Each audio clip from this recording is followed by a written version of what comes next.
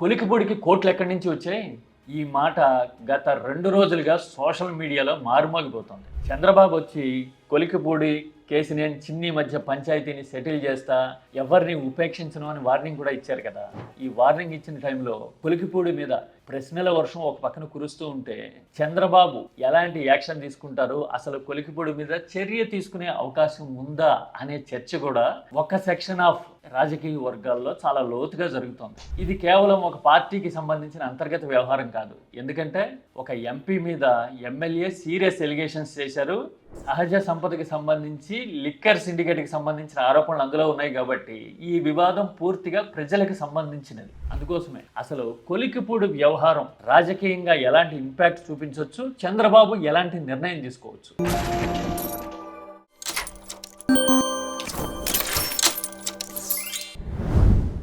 రాజకీయాల్లో ప్రతి పార్టీకి ఒక సోషల్ ఇన్క్లినేషన్ ఉంటుంది, డిఫైన్డ్ డిఎన్ఏ ఉంటుంది.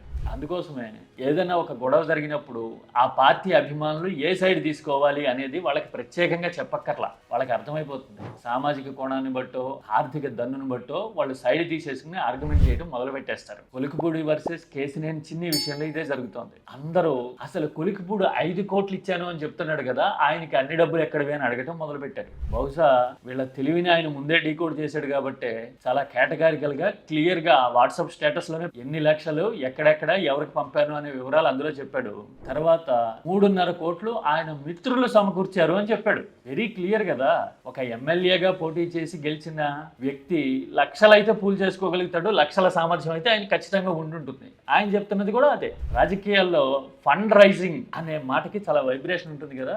పోటీ చేసే వ్యక్తికి ఫండ్ రైజింగ్ ఎబిలిటీ అన్నా ఉండాలి, లేదంటే కనుక టికెట్ ఇచ్చే నాయకత్వమే ఫండ్ ఎక్కడి నుంచి వస్తుందో డైరెక్షన్ చూపించి టికెట్ ఇచ్చే రోజులు ఇవి. ఇది ఓపెన్ సీక్రెట్ ఏ పార్టీలో అయినా కదా. అలాంటప్పుడు ఆ మాత్రం రైట్ చేయగలుగుతాడో లేదో వెరిఫై చేసుకునే టీడీపీ నాయకత్వం అప్పుడు నిర్ణయం తీసుకుని ఉంటుంది. అంటే వెరీ క్లియర్. ఆ 5 కోట్ల గురించి వేలెత్తి చూపుతున్న వాళ్ళు 4 వేలు తమ వైపును చూపిస్తున్నాయి అనే విషయాన్ని గ్రహించాలి ఇప్పుడు. అది ఒక పాయింట్. ఇక రెండోది, కొలికిపూడి మీద చంద్రబాబు చర్య తీసుకుంటారా, తీసుకోగలరా? అదేంటి కొలికిపూడి మీదే చర్య అని ఎందుకు మాట్లాడుతున్నారు అప్పుడే అంటే, మరి సోషల్ మీడియా ఆల్రెడీ జడ్జిమెంట్లు ఇచ్చేస్తా ఉంది. కొలికిపూడి మొత్తం అందరితోనే కెలుక్కుంటా ఉన్నాడు, ఆయనే వివాదాలకు కారణం, ఆయన పార్టీ లైన్ అతిక్రమించేసేయడానికి మాట్లాడేసి జడ్జిమెంట్లు ఇచ్చేస్తున్నారు. మరి సోషల్ మీడియా ఎలా ఉంటుందో టీడీపీ నిర్ణయాలు కూడా చాలాసార్లు అలాగే ఉంటాయి కదా. రెండు విడదీయరాని బంధం కదా మీడియా, సోషల్ మీడియా టీడీపీలకి. మరి ఇలాంటి టైంలో చంద్రబాబు ఎలాంటి నిర్ణయం తీసుకుంటారు, చర్య తీసుకునే అవకాశం ఉంటుందా? 100% ఉండకపోవచ్చు. ఎందుకంటే ఒకవేళ ఎక్స్ట్రీమ్ లెవెల్కి వెళ్ళి సస్పెన్షన్ లాంటి చర్యలు తీసుకుంటే కనుక కొలికిపూడి నెత్తిన పాలు పోసినట్టు, ఆయనకి స్వతంత్రం వచ్చేసినట్టు ఫీల్ అవుతాడు ఆయన. అప్పుడు ఇంకా స్వేచ్ఛగా మాట్లాడడానికి, ఎక్కడెక్కడ ఏం జరుగుతుందో చెప్పడానికి, నిరంతరం ప్రెస్ మీట్లు పెట్టడానికి ప్రయత్నం చేస్తాడు ఆయన. నేను చిన్ని గారికి ఒకటే చెప్పాను, నా నియోజకవర్గంలో మీ మాఫియా యాక్టివిటీస్ జరగడానికి వీల్లేదు. అదే జరిగితే గనక కూటమికి ఒక రఘురామకృష్ణరాజు తయారైనట్టే. 2019-24 మధ్య చూసాం కదా, వైసీపీ మీద యుద్ధం ప్రకటించి రఘురామకృష్ణరాజు రోజు 1 గంట అయ్యేసరికి మీడియా ముందుకు వచ్చేస్తే వైసీపీ వ్యతిరేక రాజకీయ భావాలు ఉన్న వాళ్ళందరూ ఆ ప్రెస్ మీట్లను చీర్ చేయడం, ఎంకరేజ్ చేయడం, షేర్ చేసి ట్రెండ్ చేయడం చూసాం.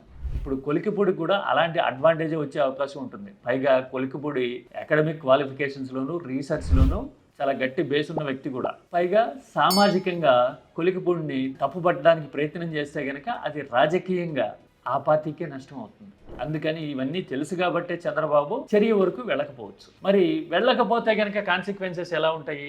ఇప్పటికే 2 వార్నింగ్లు ఇచ్చిన తర్వాత కూడా సిచ్యువేషన్ ఇక్కడ వరకు వచ్చింది అంటే పార్టీలో సఫకేషన్ ఫీల్ అవుతున్నాడు కొలికిపూడి అనే విషయం అయితే మనకి క్లియర్గా అర్థమవుతూ ఉంది. మరి ఈ వివాదాన్ని ఎలా సర్ది చెప్తారు, ఎలాగా సమాధానపరచగలుగుతారు అనేది we have to wait and watch. కాకపోతే ఒక్కటి మాత్రం నిజం, సైడ్ తీసుకొని ఒకళ్ళని అన్ని రకాలుగా సపోర్ట్ చేస్తూ ఉన్నప్పుడు అవతలున్న వ్యక్తులు పార్టీ నాయకత్వం మీద విధేయత లేకపోతే కనుక భయం, భక్తి లాంటి వాటి కంటా కూడా రేషనల్కే స్టిక్ అయ్యే అవకాశాలు ఎక్కువ ఉంటాయి. ఈ లెక్కను చూస్తే కొలికిపూడి వ్యవహారం అనేది టీడీపీ రాజకీయాల్లో ఒక కీలకమైన మలుపు కాబోతోంది అనే పాయింట్ మనకు అర్థమైపోతుంది. ఈ విషయాలన్నీ అర్థం చేసుకోకుండా సోషల్ మీడియాలో కొలికిపూడి ఆర్థిక మూలాలను ప్రశ్నించడమో, ఆర్థిక స్థాయిని క్వశ్చన్ చేయడమో, లేదంటే కనుక తప్పుపట్టి ముద్ర వేయాలని అనుకోవడమో అంటే పార్టీ నాయకత్వం నిర్ణయాన్ని తప్పుపట్టినట్టు. ఎందుకంటే టికెట్ ఇచ్చి గెలిపించుకునే ముందే ఇలాంటివన్నీ జడ్జి చేసుకోవాల్సిన బాధ్యత నాయకత్వం మీద ఉంటుంది. ఒక ఒకవేళ కొలికిపూడి తప్పు అని అనుకుంటున్నాము అంటే అది ఎవరి ఫెయిల్యూర్ కింద వస్తుంది? Answer is very clear.